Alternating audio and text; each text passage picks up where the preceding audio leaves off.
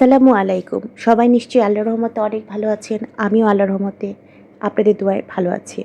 আজকে একটা নতুন ব্লগ নিয়ে চলে আসলাম। আজকে আমি আপনাদের সাথে সাংসারিক কোনো বিষয় নিয়ে কথা আমার যে কাজকর্ম দৈনন্দিন সেই কাজকর্ম নিয়ে কোনো কথা বলব না। আজকে একটা ডিফারেন্স বিষয় নিয়ে কথা বলব। আমরা যারা হাউসওয়াইফ আছি, দীর্ঘদিন ধরে সংসারের সাথে জড়িত, বাইরের জগতের থেকে নিজেকে বিচ্ছিন্ন, তারা জীবনের একটা পর্যায়ে গিয়ে হতাশায় ভুগি বা স্বামীর সাথে সম্পর্ক নষ্ট করে বসে আছি। সংসার জীবনে সারাক্ষণ খিটিমিটি লেগেই থাকে। আমাদের জীবন সংসারে কোনো আনন্দ নেই, কোনো শান্তি নেই। তাদের জন্য আমার তরফ থেকে কিছু পরামর্শ বা বোন হিসেবে কিছু কথা বলা।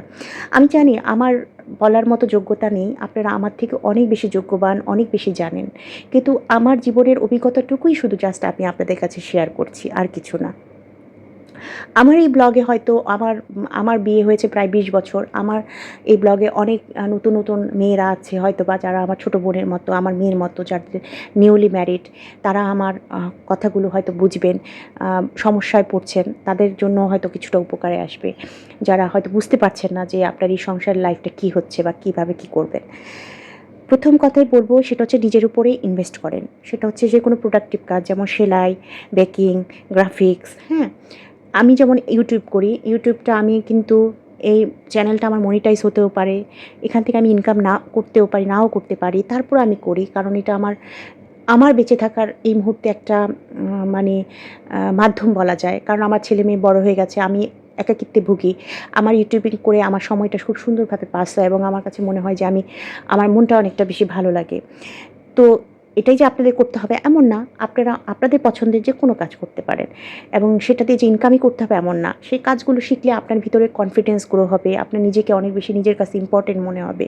নিজেকে অনেক বেশি ভালো লাগবে। আপনার আচার-আচরণেও সেটার অনেক বেশি এফেক্ট হবে। ২ নম্বর হচ্ছে, হাসব্যান্ড ঘরে আসার পরেই ঝগড়াঝাঁটি, খিটপিট সব কিছুতে রিঅ্যাক্ট করা ছেড়ে দিতে হবে। আমরা কিন্তু আমাদের আচরণের দ্বারাও আমাদের স্বামীদেরকে অনেক সময় অনেকটা বেশি দূরে সরিয়ে দিই। দেখা যাচ্ছে যে সারাক্ষণ ঝগড়া, ঘরে আসলেই ঝগড়া, অশান্তি হলে হাসব্যান্ড এসে ফুট করে টিভিটা ছেড়ে বসে পড়ে বা সারাক্ষণ মোবাইল নিয়ে বিজি হয়ে যায়, অথবা বন্ধুদের সাথে ফোন করে কথা বলে বাইরে চলে যায়। আপনার সাথে আপনার মনে হবে যে আপনার কাছ থেকে সে শুধু পালিয়ে বেড়াচ্ছে। এটা তখনই হয় যখন সে আপনার সাথে কথা বলে কোনো ইন্টারেস্ট পায় না। যখনই আপনার সাথে কথা বলতে যায়, তখনই সেখানে একটা ঝগড়া, সবসময় রিঅ্যাক্ট, সব কিছুতেই আপনার দোষ খোঁজার একটা চারিত্রিক কারণেও কিন্তু ঘটে। সব কিছু যে আপনার দোষ তা বলব না, তবে এটাও একটা কারণ, সেটা বলব।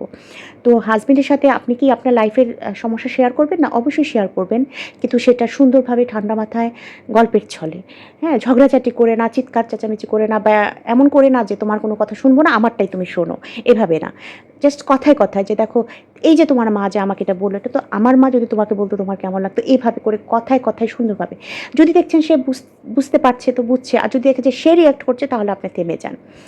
এভাবে করে আবার আরেক সময় ঠান্ডা মাথায় বলবেন। কখনোই ঝগড়াঝাটি করে, অশান্তি করে না। তারপর ৩ নম্বর হচ্ছে, নিজেকে পরিপাটি করে রাখবেন। আপনার যদি ৩টা থ্রি পিস থাকে, ৩টা থ্রি পিসই ধুয়ে সুন্দর করে পরিষ্কার পরিচ্ছন্ন করে পরবেন। আমরা এমন চেহারা বানিয়ে রাখি ঘরে, পায়জামা আরেক জামার, জামা হচ্ছে আরেকটার, ওড়না আরেক ড্রেসের, এভাবে না। ওই যে বানিয়ে আলমারিতে রেখে দেন না, সেগুলোর অনেক কাপড়ই কিন্তু আপনি একসময় পরতে পারবেন না। আপনার স্বাস্থ্য, বডির স্ট্রাকচার চেঞ্জ হয়ে যাবে। তখন সেগুলো ফেলে দিতে হবে।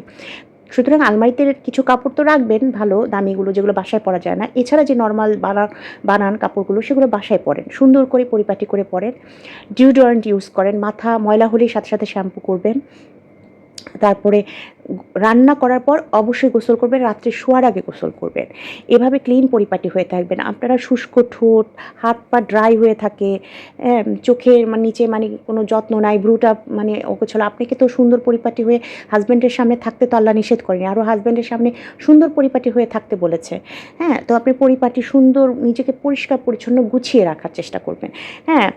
সবসময় ক্লিন, নিট অ্যান্ড ক্লিন গোসল করে, একটা সাবান, একটা ডিওডোরেন্ট, একটা শ্যাম্পুর তো এখন মিনি প্যাকও পাওয়া যায়। এগুলোর তো খুব বেশি দাম না। আপনার যদি একটু ভালো মানের ক্রিম না পান, তাহলে পিওর আপনি নারকেল তেল সেটা ইউজ করেন। হাতে পায়ে স্কিন ব্রাইট হয় এবং স্কিন খুব ভালো থাকে।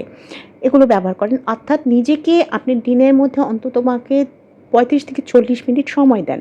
প্রতিদিন দেন। একদিন না, মাসে ১ দিন না। প্রতিদিন ৩০ থেকে ৪০ মিনিট নিজেকে সময় দেন। নিজের জন্য সময়। সেটা নিজের ভালো লাগা, নিজের রূপচর্চা, এগুলোতে সময় দেন। ১ মাস পরে দেখেন আপনি পুরো চেঞ্জ হয়ে যাবে। তারপর আপনি পুরা পার্সোনালিটি আপনার চেঞ্জ হয়ে যাবে। আমরা নিজেরাই নিজেদের কাজকর্ম দিয়ে নিজেদের ভ্যালু জিরো করে ফেলি। ঠিক আছে? এটা করবেন না। তারপরে হচ্ছে লোককে খুশি করার চেষ্টা করবেন না। আমাদের যারা মেয়েরা তোমরা জয়েন্ট ফ্যামিলিতে এখন আছো, আমার যে আপুরা জয়েন্ট ফ্যামিলিতে আছো তারা অকল্পনীয় সমস্যা, যন্ত্রণার মধ্যে থাকো এটা আমি জানি। বিবাহিত জীবনের সবচেয়ে সুন্দর সময়গুলো আমরা জয়েন্ট ফ্যামিলিতে থেকে নষ্ট হয়ে যায় আমাদের। ওই সময় আমার ইচ্ছে করে আমরা একটু সুন্দর শাড়ি পরে স্বামীর সাথে একটু সুন্দর সময় কাটাই। ২ টা কাপ চা এনে দুজনে বসে একটু গল্প করে খাই। একটু রোমান্টিক সময় কাটাই। কিন্তু জয়েন্ট ফ্যামিলিতে এগুলো কোনোটাই পসিবল হয় না। এবং সকলের এত ভ্রু কোঁচকানো, এত দোষ ধরা, এত নেগেটিভিটি, এত মানে সমস্যা, এত মানে অভিযোগ এগুলোর মধ্যে থাকতে, থাকতে আমরা ক্লান্ত হয়ে যাই এবং আমাদের জীবন থেকে সমস্ত আনন্দ, রসকস সব শেষ হয়ে যায়। সেক্ষেত্রে আমি বলব যে কে কী ভাবছে, কে টেরা চোখে তাকাচ্ছে, কে খারাপ ভাবছে এগুলোর দিকে কোনোদিন তাকাবে না।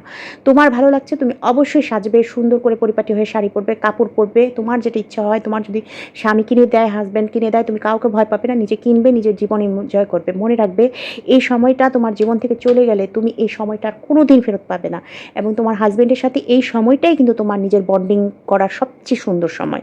এই সময়টা কখনোই কে কী ভাবলো, কে মনে কষ্ট পাবে এগুলা চিন্তা করে হ্যাঁ, অন্যায় করবে না, বড়দের সাথে বেয়াদবি করবে না, সেটা না।